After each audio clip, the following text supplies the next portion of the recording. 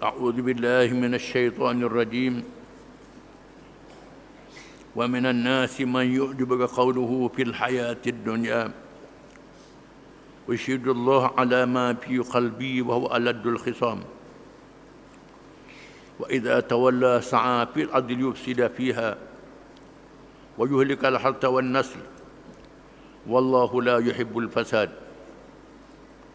وإذا قيل له اتق الله أخذته العزة بالإثم فحسبه جهنم ولبئس المهاد ومن الناس من يشري نفسه ابتغاء مرضات الله والله رؤوف بالعباد.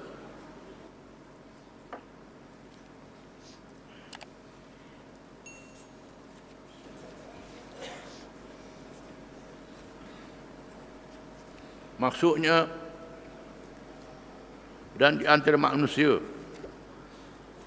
ada orang yang tutur katanya mengenai hal kehidupan dunia menyebabkan engkau tertarik hati mendengarnya, dan dia bersumpah dan mengatakan bahawa Allah menjadi saksi atas apa yang ada dalam hatinya, padahal ia adalah orang yang sangat-sangat keras permusuhannya kepadamu.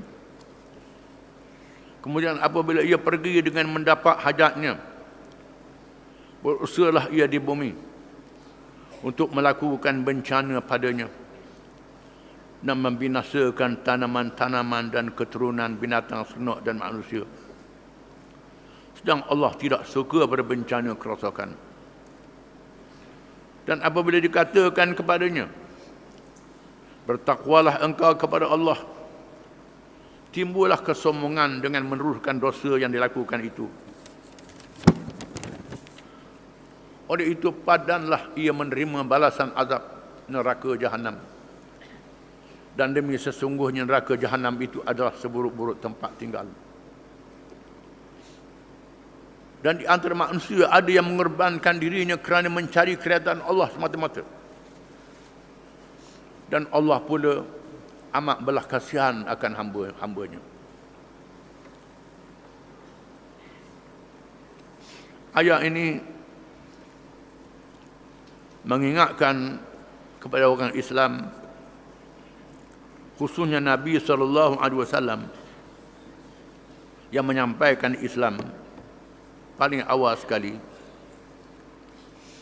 Allah mengatakan manusia ini macam-macam. Ada yang beriman sungguh-sungguh beriman. Ada yang beriman bohong, iaitulah orang-orang munafik. Yang pandai bercakap, wa minan nasi man yu'jibuka qawluhu fil hayatid dunya wa yashhadullahu ala ma fi qalbi wa huwa aladul khisam. Dan kalangan manusia itu ada orang yang sangat mengkagumkan kata-katanya berkenaan dunia ini, padahal Allah menyaksikan apa yang ada dalam hatinya musuh yang sangat ketat terhadap Islam. Mengikut As-Sudi, sebab nuzul ayat ini ialah orang munafik. Antara yang bernama Al-Akhnaf bin Syurik Al-Thaqafi datang menemui Nabi SAW menzahirkan Islamnya, pada dalam hatinya sangat jahat terhadap Islam. Mengikut Ibn Abbas, mereka ada beberapa orang munafik bila berdepan dengan Nabi menunjukkan dia Islam. Di belakang Nabi dia menghina sahabat-sahabat yang mati syahid. Dan peristiwa Ar-Raji', qari-qari yang dihantar oleh Nabi untuk mengajar Quran dibunuh oleh kabilah yang khianat. Mereka adalah orang munafik yang berpura-pura cakapnya pandai, cakapnya bijak, menunjukkan dia kuat Islam sangat, padahal dia musuh Islam. Cakapnya sangat manis, dalamnya ada racun, dalamnya jahat, penuh dengan penyakit. Wa idza tawalla sa'a fil ardi liyufsida fiha wa yuhlikal harta wan nas wallahu la yuhibbul fasad. Apabila dia berpaling, dia melakukan kejahatan di atas muka bumi, merosakkan tanaman, merosakkan keturunan. Allah tidak mengasihi orang-orang yang melakukan kejahatan. Kita tak nampak zaman dulu. Zaman sekarang berlaku. Terdapat orang-orang yang sangat bijak cakap-cakap dia. Mengampu pada yang berkuasa, yang memerintah. Dia ni orang baik sangat. Berilah pada dia projek tu, projek ni. Bila dapat, kerja dia tebang pohon kayu. Kerja dia merosakkan sungai. Merosakkan paya. Merosakkan hidupan manusia. Mengadakan industri yang memusnahkan kehidupan manusia. Dalam dunia hari ini kita menyaksikan. Memanglah jenis ni bijak sangat. Memang cerdik pun. Cerdik, pandai. Hak bodoh-bodoh tak boleh. Benda-benda yang besar tak cerdik lah boleh. Tapi menggunakan cerdik dia untuk kejahatan. Bukan untuk melakukan kebaikan di atas muka bumi. Mereka sangat jahat, kata Allah Ta'ala. Orang munafik ni bukan saja zaman Nabi, termasuk di zaman yang kemudian pada Nabi. Dan sampai akhir zaman akan ada orang munafik ini. Yang bercakap dengan cakap-cakap yang manis menunjukkan dia seorang yang baik. Seorang yang bijak, yang pandai. Baik sungguh, bijak sungguh. Bijak untuk tipu orang. Bukan ikhlas. Untuk memakmurkan bumi Allah SWT. Tetapi untuk diri dia. Dan merosakkan orang lain. Wallahu la yuhibbul fasad. Allah Ta'ala tidak mengasihi orang yang melakukan kejahatan. Wa idza qila lahu ittaqillaha akhadhathu al-'izzatu bil itsmi fahasbuhu jahannam wa la bi'sal mihad. Dan apabila dikatakan kepada mereka, takutlah kepada Allah. Jangan buat kerja ni takut ke Tuhan. Jangan menipu ni takut ke Tuhan.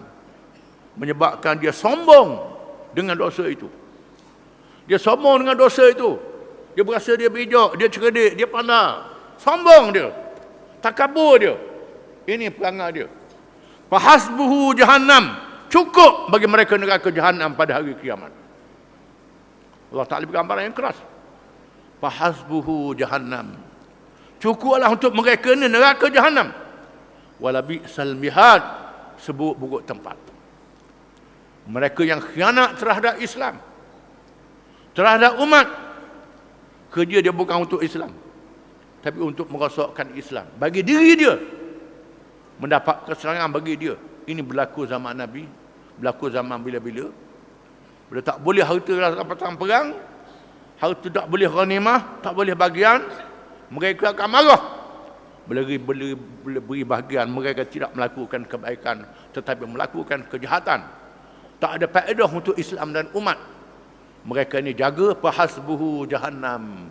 Cukuplah bagi mereka neraka jahannam. Wala bi'sal mihad. Seburuk-buruk tempat bagi mereka. Wa minan nasi man yashri nafsahu ibtigha'a mardatillah. Wallahu ra'ufun bil ibad. Dan di kalangan manusia itu ada orang yang sanggup menjual dirinya kerana mencari keredaan Allah. Dan Allah Ta'ala sangat sayang terhadap hamba-hambanya. Antaranya Suhaib Rumi radhiyallahu an. Suhaib Rumi radhiyallahu an yang berhijrah dari Mekah ke Madinah. Dia seorang yang kaya, seorang yang senang, seorang yang ada harta. Dia hijrah kemudian. Sampai tengah jalan terserempak dengan badan tentera musyrikin. Lalu dia berundur nak naik atas bukit. Dan dia seorang pemanah yang handal. Seorang pemanah yang handal. Dia duduk atas bukit, dia kata kepada orang kafir, mari dekat, aku panah. Kamu tahu aku ni seorang pemanah yang handal. Aku boleh panah seorang-seorang, kata Suhaib. Lalu mereka kata, wahai Suhaib, kami sanggup lepasmu. Seluruh hartamu ada di Mekah. Kedamu, hartamu yang ada di Mekah itu serah ke kami. Kami akan bebaskanmu. Lalu Suhaib menyerahkan hartanya. Ambillah harta aku, ambil. Ambil harta aku.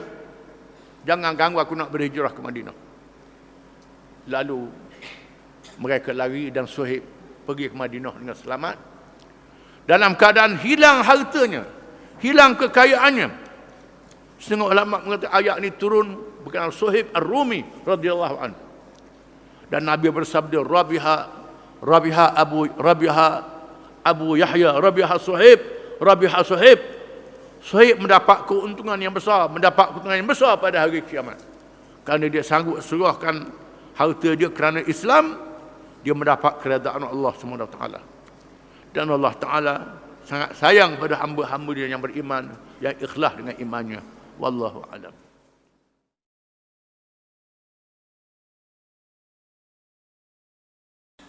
A'udzu billahi minasy syaithanir rajim.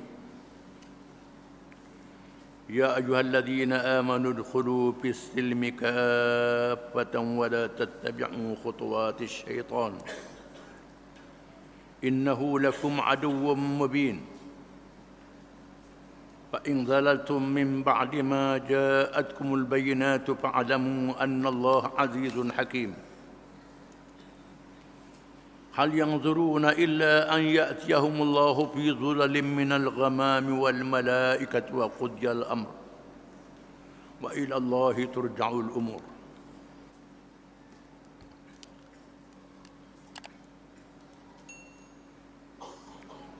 Maksudnya,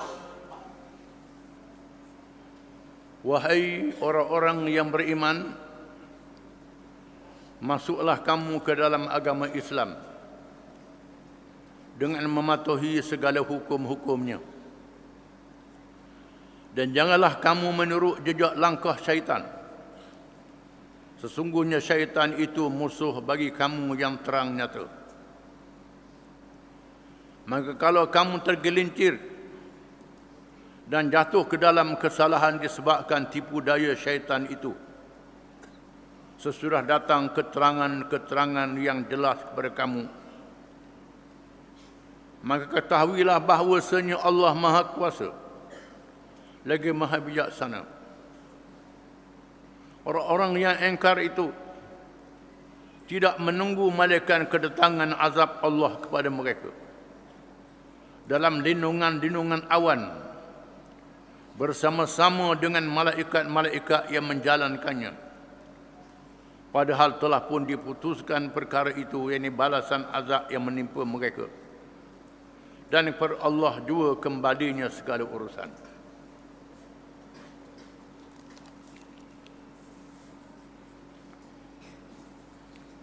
Terdapat kalangan ulama tafsir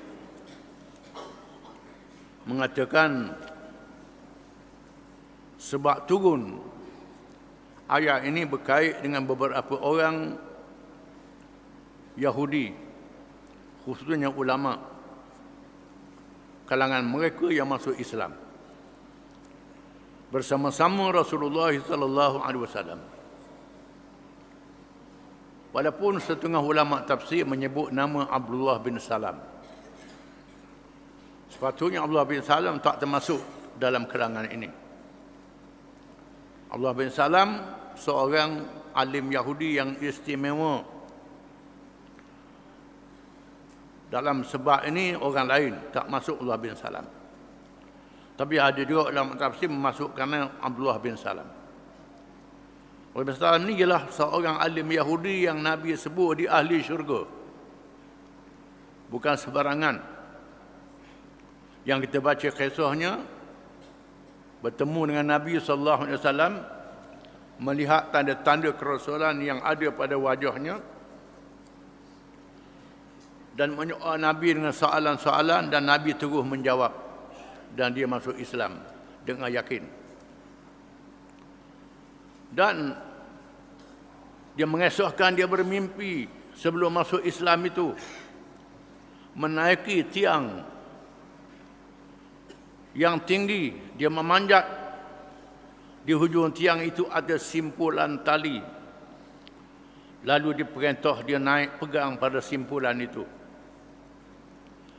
Dia naik sehingga berjaya memegang simpulan itu. Nabi kata simpulan itulah iman. Engkau telah berpegang dengan iman yang teguh, iman yang kuat, iman yang sungguh-sungguh yang disimpulkan dengan la ilaha illallah. Menolak segala yang lain daripada Allah, dan hanya Allah sahaja yang dia percaya. Dan Nabi pernah berkata, pernah sahabat-sahabat berkata, sekiranya nak tengok ahli syurga itu dia, mereka tunjuk pada Abdullah bin Salam. Termasuk kalangan orang yang Nabi janjikan syurga. Menasabahnya, sebab turun ayat ini tak masuk Abdullah bin Salam, orang-orang Yahudi yang lain. Mereka ini minta izin kepada Nabi supaya beramal kitab Taurat pada malam Sabtu. Kerana hari Sabtu adalah hari besar bagi orang Yahudi. Kitab Taurat, kitab Allah juga, yang diturunkan kepada Nabi Musa AS, yang wajib beriman kepadanya. Bila mereka ni minta izin nak baca kitab Taurat, nak ambil berkat, Allah Ta'ala menegur mereka dengan ayat ini. Ya ayyuhalladzina amanu dukhulu fis silmi kafah. Wahai orang-orang yang beriman, masuklah kamu ke dalam agama Islam itu semuanya. Wala tattabi'u khutuwati syaitan. Jangan kamu ikut langkah-langkah syaitan. Innahu lakum aduwwum mubin. Sesungguhnya syaitan itu musuh yang nyata kepada kamu. Kitab Taurat telah dinasahkan, telah dibatalkan hukumnya, tak boleh beramal lagi. Berturun Quran, tak boleh diamal lagi dengan Taurat, tak boleh diamal. Walaupun dalam Taurat itu ada hukum-hukum yang kebetulannya sama dengan hukum yang ada dalam Quran, itu cerita lain. Tetapi pada dasarnya kitab Taurat dinasahkan, walaupun kita wajib beriman kepadanya. Apabila para sahabat mendengar cerita-cerita ulama-ulama Yahudi yang masuk Islam, banyak menarik cerita yang disebut dengan Israiliyat. Kerana orang Yahudi banyak dapat cerita tentang Nabi-Nabi zaman dahulu. Dalam Quran tidak sebut secara banyak detail, menyebut ringkas saja. Cerita panjangnya disebut oleh orang-orang Yahudi. Ada cerita yang benar dan ada cerita yang tidak benar Israiliyat ini. Bila Sayyidina Umar minta izin kepada Nabi nak catat cerita ulama-ulama Yahudi yang sudah masuk Islam ini, Nabi marah, jangan mengada-ngada, kata Nabi. Tak cukup dengan Quran yang turunkan pada kamu. Jangan terpengaruh dengan Israiliyat. Walaupun demikian, para ulama membahagikan Israiliyat, cerita orang Yahudi itu, kepada 3 bagi. Yang pertama, yang sama dengan Quran dan hadis. Ini wajib kita kena percaya. Yang kedua, bercanggah dengan Quran dan hadis, mesti ditolak. Yang ketiga, tidak nyata dalam Quran dan hadis, itu harus saja nak terima, tak mau terima. Yang bercanggah Quran dan hadis, yang mencacat kisah Nabi-Nabi dan Rasul-Rasul, itu tidak boleh. Kononnya ada Nabi-Nabi yang berzina, ada Nabi yang minum arak, ada Nabi yang sakit, yang mencela dan dihinakan. Ini kena tolak, cerita itu tak betul. Kononnya Nabi Ayub sakit sampai berulak, ambil ulak ubuh di tubuh pula. Sabarnya Ayub ini termasuk dalam Israiliyat. Cerita orang Yahudi yang kita kena tolak. Allah Ta'ala tidak mencela Nabi dengan perkara yang menghinakan Nabi-Nabi itu. Ini kita kena buat. Mama Nabi diuji oleh Allah Ta'ala. Tak sabar peringkat Nabi dihina, dicela. Tak boleh. Orang Yahudi sanggup mencela Nabi. Balik pada ayat ini, Allah Ta'ala suruh kita masuk dalam agama Islam semuanya. Para ulama menghuraikan hadis Jibril alaihi salam yang bertanya ke Nabi SAW, mal Islam, mal iman, mal ihsan. Apa dia Islam? Apa dia iman? Apa dia ihsan? Apa dia Islam? Islam ialah amal-amal yang zahir. Iman ialah kepercayaan dalam hati. Ihsan ialah akhlak dan perangai. Para ulama membahagikan hukum Islam pada 3 bahagian. usuluddin ataupun akidah tauhid. Yang kedua ialah fiqh. Ketiga tasawuf. Ini 3 bahagian agama Islam. 3 bahagian ini hendaklah dipelajari semua. Jangan belajar saja. Belajar tasawuf saja. Akidah tak belajar. Belajar fiqh saja, tasawuf tak belajar. Akidah saja, fiqh tasawuf tak belajar. Belajar satu, ini ikut syaitan. Jadi punah agama. Jadi rosak. Masuklah dalam agama Islam itu semuanya. Jangan sebahagian saja. Di sana ada perkara fardu ain dalam perkara akidah. Fardu ain dalam perkara fiqh. Fardu ain dalam perkara tasawuf yang kita kena faham.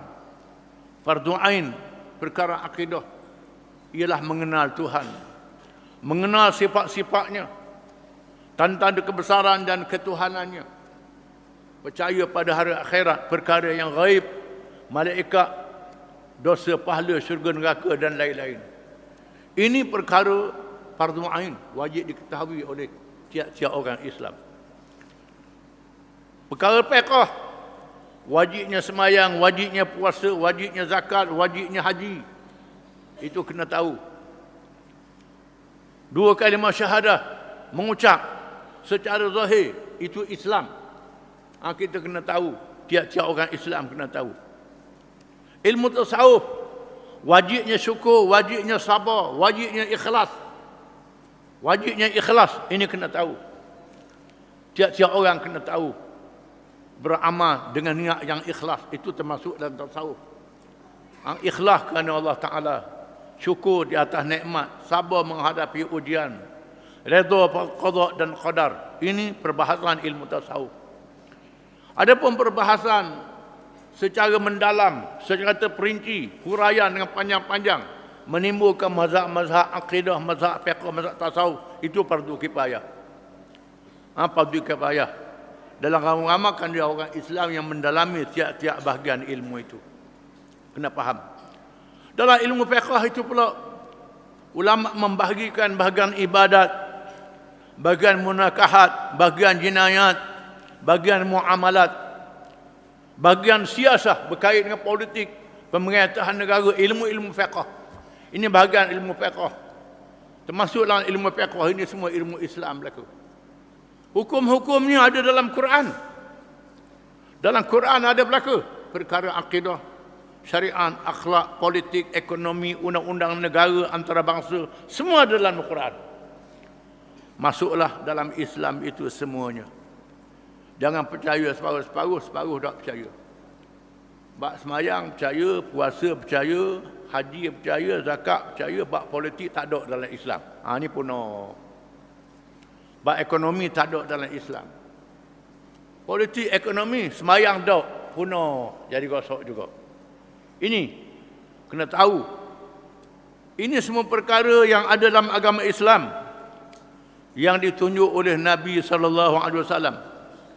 Nabi setelah mengucap 2 kalimah syahadah, mengajar orang Islam beribadat pada Allah Ta'ala, mengajar orang Islam membersihkan diri, kecil berok, ambil wuduk, mandi wajib, bersih daripada najis dan seumpamanya, mengajar pakaian, menutup aurat, mengajar perkahwinan, perceraian, nafkah, tanggungjawab dalam keluarga, mengajar hukum yang berkait dengan berniaga, berkait dengan pertanian, dengan buka tanah, ihya ulumawat, berkait dengan muamalat, kerja-kerja kita, berkait dengan pemerintahan negara. Nabi berhijrah ke Madinah dan mendirikan kerajaan di Madinah. Nabi berperang, Nabi berdamai, Nabi mengadakan perjanjian dengan negara lain. Hubungan antara bangsa, ada hubungan dengan negara lain. Ini semua diajar oleh Nabi mengikut petunjuk Al-Quranul Karim. Ya ayyuhalladzina amanu udkhulu fis-silmi kafah. Wahai orang-orang yang beriman, masuklah kamu ke dalam agama Islam itu semuanya. Jangan masuk Islam sebahagian saja. Sebahagiannya ikut Islam, sebahagian lagi ikut orang putih, ikut orang kafir, ikut orang bukan Islam, tak ikut petunjuk Islam. Punah, rosak, heret pula Islam dengan ajaran agama lain, nak sesuaikan Islam. Dinamakan liberalisme. Liberalisme disebut Islam liberal. Apa liberalisme ni?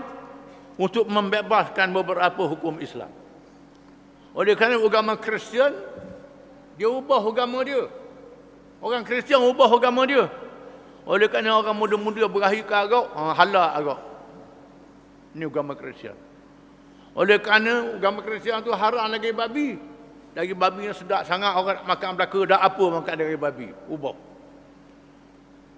Oleh kerana semayang, rokok, sujud, baca-baca ni payah-payah, kena pakai alat muzik, pakai muzik semayang. Pakai muzik semayang. Semayang cara menyanyi. Ini agama Kristian. Ini liberal. Mengubahkan agama dia. Sekarang ni ada orang Islam yang nak ubah agama Islam ni. Nak ubah agama Islam. Nak ubah ikut cara barat.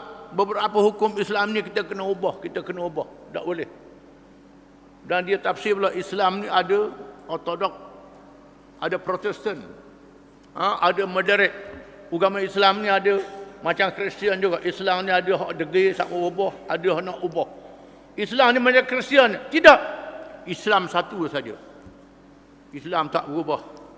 Ada perkara yang tetap, perkara yang boleh berubah, berubah juga. Islam izin. Zaman dulu orang pergi Mekah pakai naik unta. Sekarang ni orang pergi Mekah pakai naik kapal terbang. Itu perubahan. Itu lain. Zaman dulu Nabi berperang dengan pedang, dengan panah, kan berpegang dengan roket, dengan berbagai alat-alat yang canggih. Ini perubahan. Islam terima. Jangan semayang pula nak ubah. Hak 5 waktu jadi sekali seminggu. Itu salah. Ini terdapat kalangan liberal, kelompok liberal yang nak membebaskan Islam dari beberapa hukum.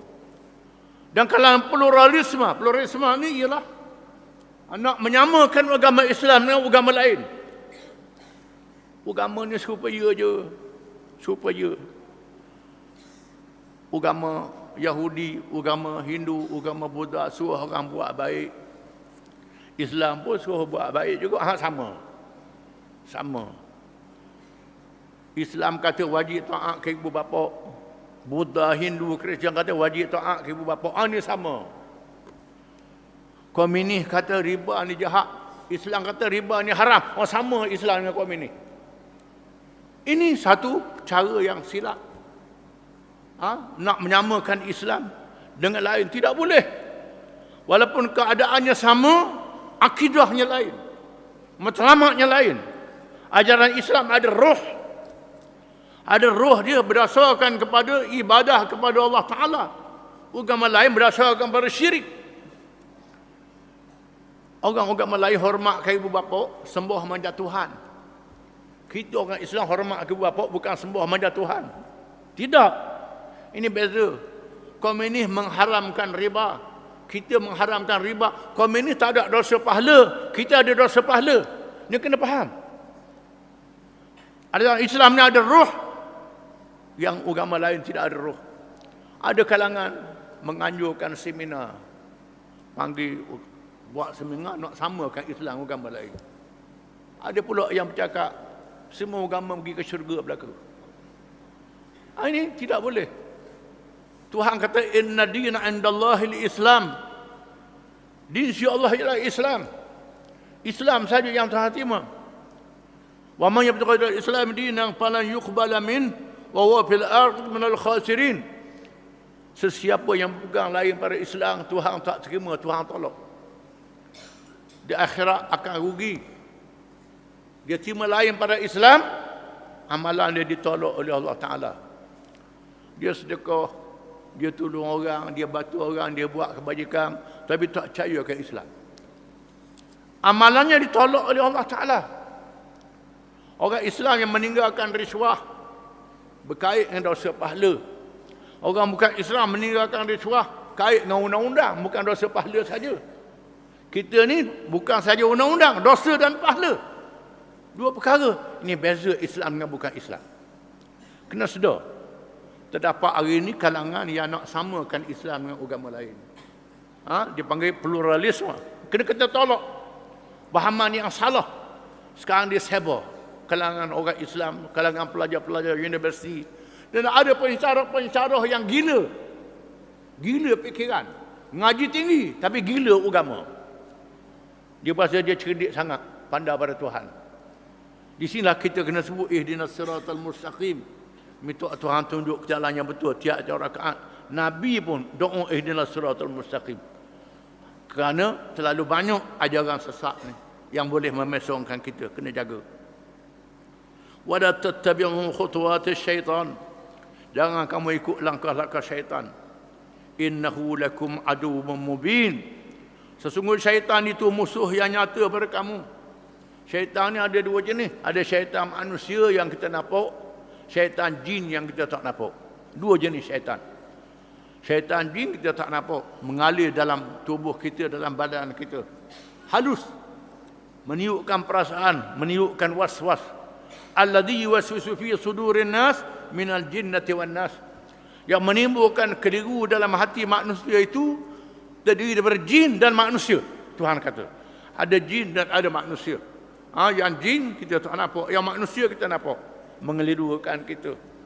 Cara keliru macam-macam dengan ucapan-ucapan yang menarik, dengan lakonan-lakonan dalam filem, dalam drama, dalam lukisan, kartun, macam-macam. Menggunakan kartun untuk budak-budak tengok cerita kartun ni. Bila tengok kartun cerita ni menarik, akhirnya jadi khayal, akhirnya sesat akidahnya.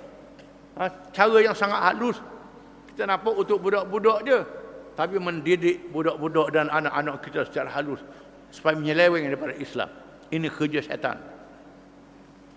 Fa in zalatum min ba'di ma ja'akum bayinat, maka jika kamu tergelincir setelah datang kepada kamu keterangan-keterangan, wahai orang-orang Yahudi, ahli kitab yang sudah masuk Islam, termasuk mereka yang sudah Islam ni, kalau kamu tergelincir daripada petunjuk yang sebenar daripada Islam, fa'lamu annallaha azizun hakim. Ketahuilah Allah Ta'ala itu maha perkasa lagi maha bijaksana. Maha perkasa. Tidak ada siapa yang gagah, yang kuat yang boleh melawan Allah Ta'ala.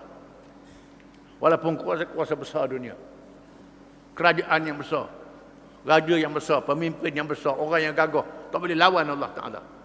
Allah Ta'ala maha perkasa. Hakimun, yang maha bijaksana. Hukum Allah sangat bijaksana. Tak usah tunjuk cerdik lah. Tunjuk pandai. Allah Ta'ala maha cerdik, maha bijak. Tak boleh lawan. Sesungguhnya Allah Ta'ala memberi amaran. Hal yanzuruna illa an ya'tiyahumullahu fi dhulalin minal ghamami wal malaikatu qudiyal amr. Adakah mereka itu menunggu, menanti malaikat tiba masa Allah Ta'ala datang pada hari kiamat untuk menghisap dan membicarakan manusia? Terjemahan tadi menyebut azab Allah datang. Itu satu tafsiran. Satu tafsiran.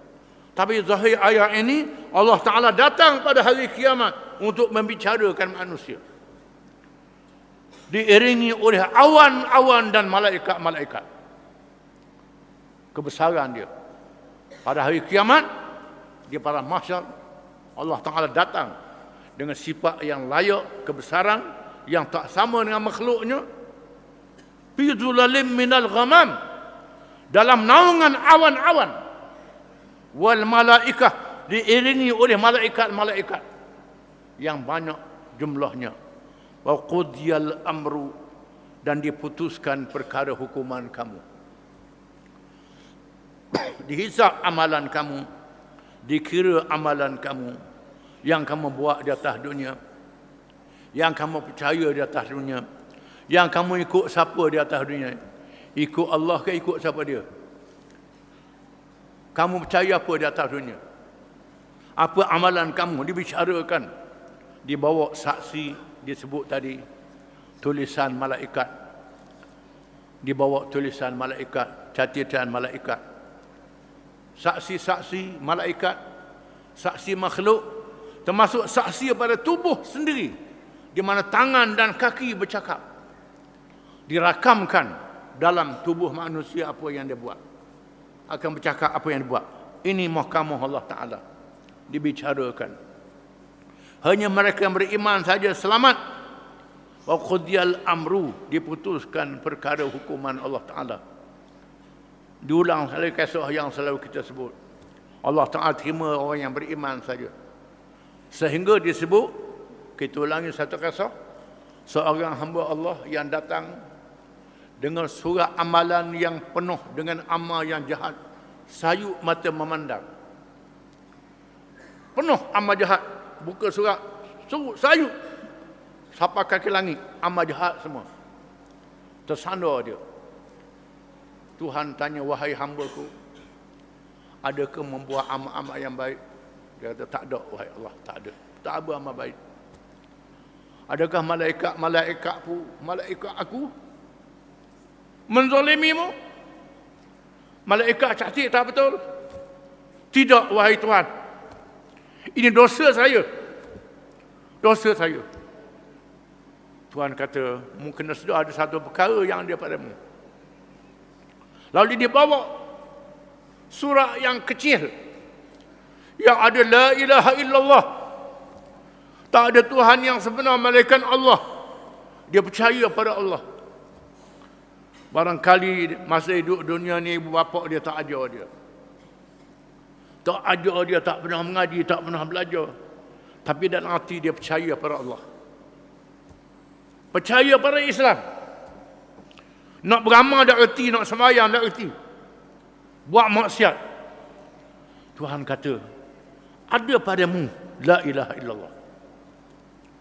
Bawa timbang.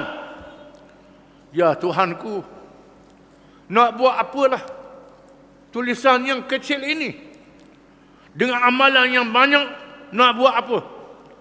Tuhan kata, engkau tidak dizalimi sedikit pun pada hari ini. Pergi.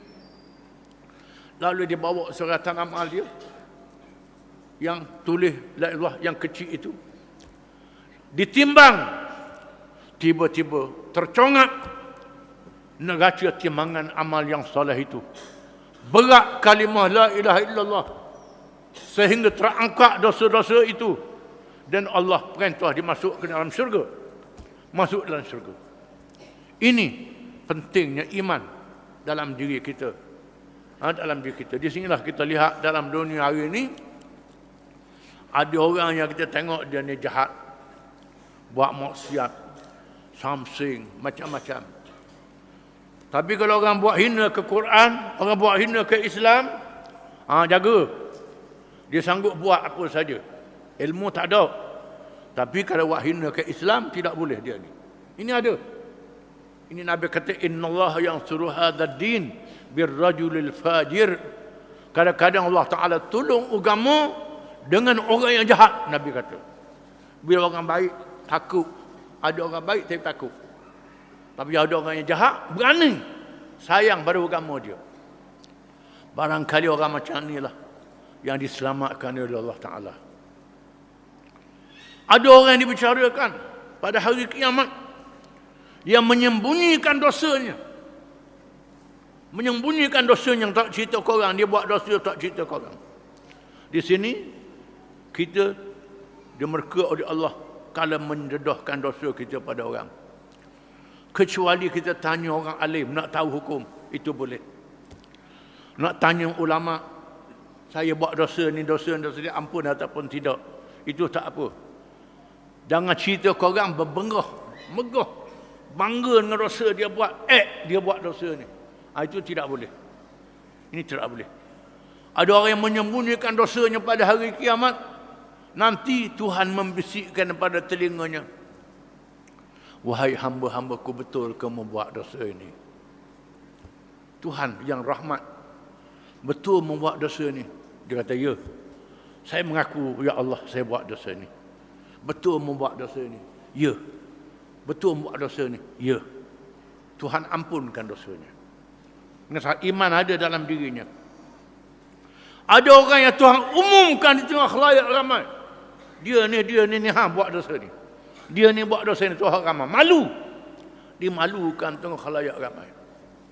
Ada orang yang begitu. Macam-macam jenis manusia. Ini peristiwa hari kiamat. Adakah kamu nak tunggu berlakunya hari kiamat itu?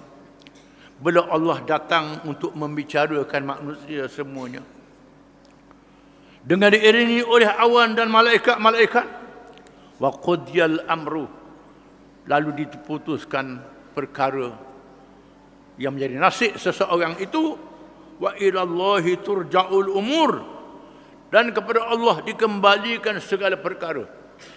Perkataan turja'u dalam bahasa Arab al-mabni lil majhul, dalam ilmu nahwu bahasa Arab al-mabni lil majhul, yang dibinakan di atas perkara yang tidak diketahui. Kita tak tahu nasib kita, sama ada amal kita terhati ataupun tidak, kita tak tahu. Terpulang pada Allah Ta'ala, bergantung pada Allah Ta'ala. Dan sebab itu seseorang itu mesti merajukkan dirinya kepada Allah Ta'ala, supaya dia sedar, faham firman Allah Ta'ala dalam ayat yang lain, kaifa takfuruna billahi wa kuntum amwatan fa ahyaakum summa yumitukum summa yuhyikum summa ilaihi turja'un. Bagaimana kamu kufur terhadap Allah, kamu dahulunya tidak ada langsung, Allah mengadakan kamu, dia mematikan kamu, menghidupkan kamu semula, wa ilaihi turja'un, dan dikembalikan kepadanya dalam keadaan kamu tidak tahu nasib kamu, melainkan Allah yang Maha mengetahui. Jangan kita tentukan nasib orang, tidak boleh, dia murka oleh Allah Ta'ala. Disebut dalam hadis kursi, kisah umat di zaman dahulu, dua orang yang bersaudara, seorang yang baik, seorang yang jahat. Lalu yang baik ini berkata berakan yang jahat, mu ni ahli neraka. Dia kata ke saing dia, apa mu ni jahat sangat, ahli neraka mu, ahli neraka mu. Allah sangat murka, dia menentukan orang ni ahli neraka, Allah sangat murka. Lalu Allah matikan kedua-duanya, dibicarakan di hadapan Allah.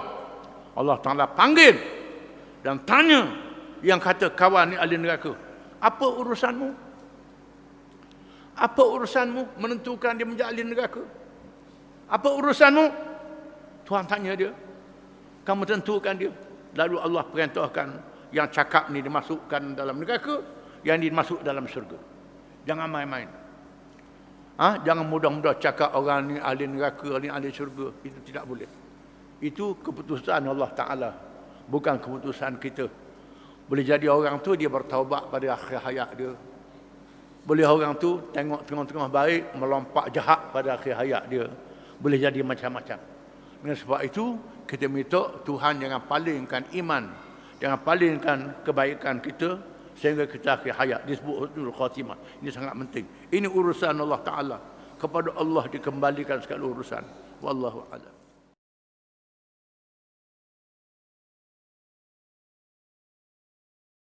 أعوذ بالله من الشيطان الرجيم سل بني إسرائيل كم آتيناهم من آية بينة ومن يبدل نعمة الله من بعد ما جاءته فإن الله شديد العقاب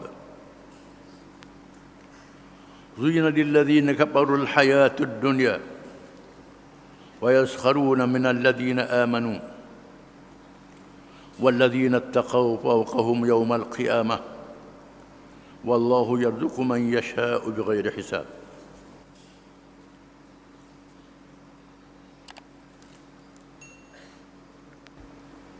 Maksudnya, bertanyalah kepada Bani Israel, yakni orang-orang Yahudi, berapa banyak keterangan-keterangan yang telah kami berikan kepada mereka, sedang mereka masih engkar juga. Dan sesiapa menukar nikmat keterangan Allah dengan mengambil kekufuran sebagai gantinya sesudah nikmat itu sampai kepadanya, maka hendaklah ia mengetahui sesungguhnya amat berat azab seksanya. Kehidupan dunia dan kemewahannya diperhiaskan dan dijadikan amat indah pada pandangan orang-orang kafir, sehingga mereka berlagak sombong dan memandang rendah pada orang-orang yang beriman. Padahal orang-orang yang bertakwa dengan imannya itu lebih tinggi martabatnya daripada mereka yang kafir itu pada hari kiamat kelak. Dan ingatlah, Allah memberi rezeki kepada sesiapa yang dikehendakinya dengan tidak terkira menurut undang-undang peraturannya.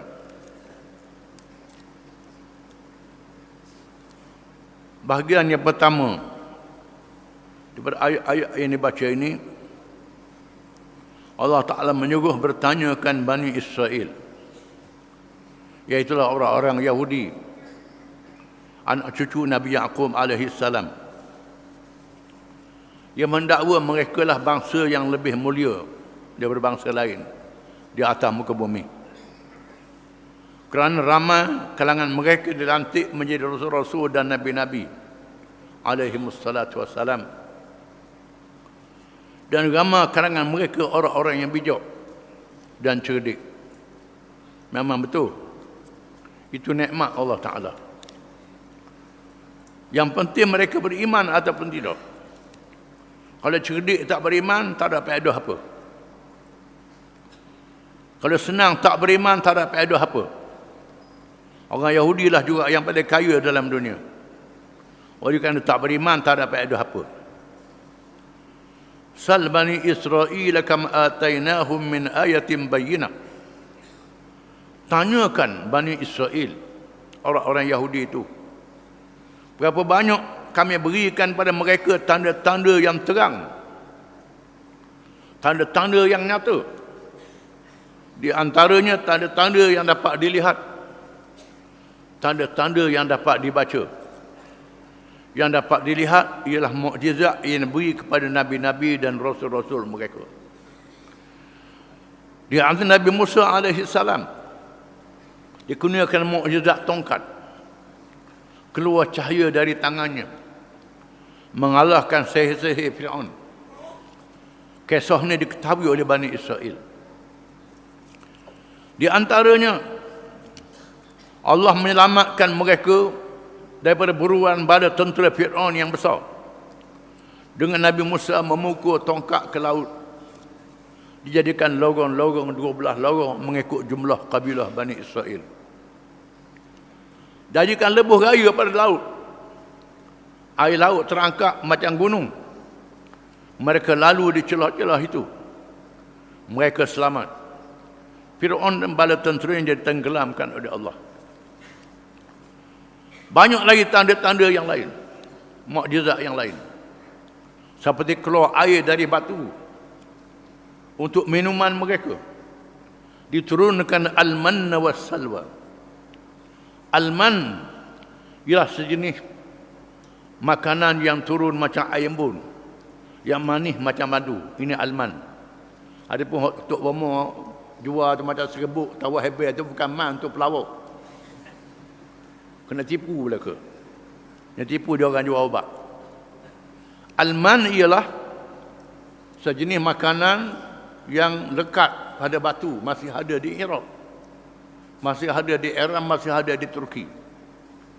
Kalau pergi ke Mekah, dia bekukan, dia campur dengan gandum, nampak putih lepuk, putih macam susu, kita makan manis. Itu al-man. Masih dijual sekarang di Mekah. Mana ada yang putih macam susu, itu bukan susu, itu alman. Itu alman sungguh. Iaitulah makanan yang diturunkan macam air embun, masih ada sekarang ni. Di utara Iraq dengan Iran dengan Turki masih ada dan dijual di negeri Arab. Dia bukan coklat tu, bukan gula, tidak, daripada macam air embun yang turun daripada langit. Makanan kurnia Allah Ta'ala di negeri tersebut. As-salwa ialah burung. Burung, kata tempat kita burung sita, dia bukan burung sita, burung jenis dia. Yang besar tu juga. Yang ditangkap dengan mudah waktu siang hari. Diberi pada Bani Israel bila mereka sesak di padang pasir, dipayung oleh awan. Mereka tak manas ketika sesak selama 40 tahun. Itu adalah ayat-ayat yang dapat dilihat oleh mereka sendiri, menandakan kekuasaan Allah. Di samping ayat-ayat yang dibaca, kitab Taurat, kitab Injil. Injil diturunkan Bani Israel juga. Nabi Isa bawa, tapi tak ikut Nabi Isa.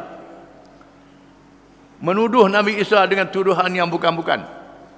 Kitab Taurat tak beramal. Dalam Taurat itu ada hukum hudud sama yang ada dalam Quran. Untuk menyatakan mana kitab Allah ini ada persamaan. Hukum hudud, hukum qisas sebahagiannya sama dengan ayat yang ada dalam Quran. Untuk menjadi dalil yang dapat dibaca oleh mereka. Min ayatin bayyinah, ayat yang terang, yang nyata.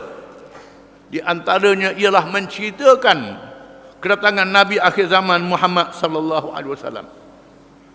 Disebut dalam Taurat, disebut dalam Injil. Sepatutnya mereka lah orang yang pertama-tama masuk Islam. Tetapi mereka tak masuk Islam. Wa man yubaddil ni'matallah, barang siapa yang menukar nikmat Allah, tak bersyukur di atas nikmat Allah, min ba'di ma ja'athu, setelah datangnya nikmat itu, fa innallaha syadidul iqab. Asyadid fa innallaha syadidul iqab. Sesungguhnya hukuman Allah sangat dahsyat terhadap mereka. Sangat dahsyat di atas dunia dan dahsyat di hari akhirat. Dalam dunia sudah dahsyat. Mereka hidup merempat, dibunuh oleh badan tentera Bakhtanusar, dibunuh oleh badan tentera Islam. Dalam Perang Dunia Kedua dibunuh oleh Hitler. Perang Dunia Kedua. Ini adalah seksa pada Bani Israel. Kerana kejahatan mereka merosakkan dunia. Memang bunuh tu ada bunuh cara betul, bunuh cara tak betul. Itu hukuman dunia terhadap Bani Israel. Di samping hukuman di hari akhirat. Masuk neraka di hari akhirat. Kerana kejahatan mereka. Sangat dahsyat hukuman Allah itu. Tak syukur di atas nikmat yang luar biasa yang telah berikan pada mereka. Cerdik, pandai, bijak, kaya. Tak syukur di atas nikmat itu. Tak ikut Islam, lawan Islam. Bunuh Nabi-Nabi, bunuh Rasul-Rasul. Bunuh ulama-ulama. Sampai sekarang ni orang Yahudi di belakang membunuh ulama-ulama. Ulama-ulama dalam dunia berapa banyak dibunuhnya. Ini akalan Yahudi. Kerana tak mahu Islam ni naik. Islam ni berkuasa. Ini kerja mereka. Dan ejen-ejen mereka. Zuyina lilladzina kafaru al-hayatud dunya wa yaskharuna minal ladzina amanu. Dihiaskan kepada orang yang kafir, tergoda dengan kehidupan dunia, dengan harta yang banyak, kekayaan yang melimpah ruah yang ada pada mereka, dan mereka mempersendakan orang-orang yang beriman. Mau ikut Islam ni boleh apa? Boleh susah ikut Islam ni. Faedah apa ikut Islam, tak dapat apa pun. Persendakan. Persendakan mereka yang beriman. Ejek-ejek mereka yang beriman. Kamu boleh senang apa? Buat main-main terhadap mereka yang beriman. Kononnya tengok kami yang tak ikut Islam ni senang. Maju. Bangga. Walladzina taqaw fawqahum yawmal qiyamah. Padahal orang yang bertakwa kepada Allah, yang beriman, dimuliakan mengatasi mereka pada hari kiamat kelak. Allah Ta'ala muliakan mereka yang beriman pada hari kiamat. Wallahu yarzuqu man yasha'u bighairi hisab. Dan Allah beri rezeki kepada siapa yang dikehendaki dengan tidak terhitung rezeki itu. Mereka yang beriman, kadang-kadang Allah Ta'ala beri rezeki. Tak tahu macam mana datang rezeki itu. Dengan cara yang diduga dan cara yang tidak diduga. Cara yang tidak diramalkan, dikurnia oleh Allah. Bukan kafir saja dapat rezeki, kami orang Islam dapat rezeki juga. Tapi rezeki yang berkat. Rezeki yang berkat pada yang beriman. Walaupun sedikit tak sama berkat. Apa makna berkat? Berkat rezeki yang membawa kebaikan dunia dan akhirat. Rezeki yang tak berkat, rezeki yang menyebabkan celaka dunia dan celaka di hari akhirat. Duit banyak, senang, tapi mencelakakan diri sendiri dengan duit itu. Mencelakakan dunia, celaka akhirat. Banyak saja je. Tapi mereka yang beriman, kalau mereka dapat rezeki, mereka bersyukur pada Allah Ta'ala. Boleh nikmat syukur. Kalau mereka tak dapat, mereka sabar. Boleh pahala sabar. Mereka yang kafir boleh nikmat, kupu di atas nikmat. Dan kupu i'tiqad pula. Celaka hidupnya. Jangan bimbang. Maka jangan sedih kerana kita jadi orang Islam. Kita dimuliakan oleh Allah Ta'ala. Dunia dan akhirat. Wallahu a'lam.